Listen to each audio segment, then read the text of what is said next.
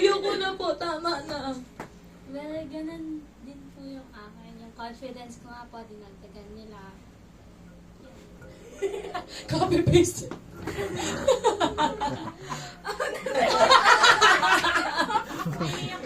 Let's give us, let her cook. Let's give her time.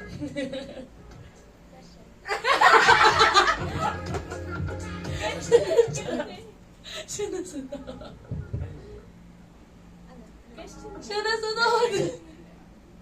Question po. Sabi na pa po kasi siya nagtatanong. Tulungan ng DNP yung pakikipag-socialize mo sa tao.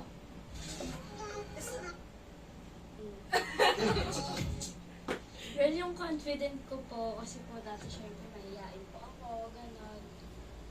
Pati din po yung pag-respeto ko, like nakakalimutan ko din po sa minsan, well, sila po pinapaalala nila paano rumispeto, gano'n. Yung Kaya po, mas nag-enhance pa po yung confidence ko sa pananalita ko po sa tao. And kung minsan po kasi sa iba pong modeling, kapag makikipagkaibigan po ako, mahihain po talaga ako, hindi lang halata. Pero, Same po kayo, introvert.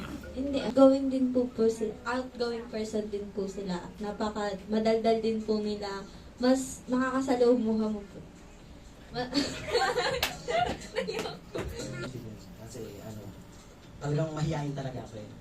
Ewan ko ba bakit na 4 weeks namin, biglang pinagsalita kami sa isa eh. Sa harapan, parang tinatanong kami kung ano yung natutunan namin. Parang doon ako naging makulit. Pero beside doon, bago kami pinagsalita nun, sila una ko talaga nakasama. Doon ko natutunan na, pwede pala ako magsalita, hindi pala ako pipil. Oo. Hindi Hindi pala ako Hindi pala daw siya quiet. Pero nakakaano, may ganun po pala kayo, sir, modeling. Mahilig po talaga kayo mag-modeling simula dati pa. Ang tanong ko lang po is,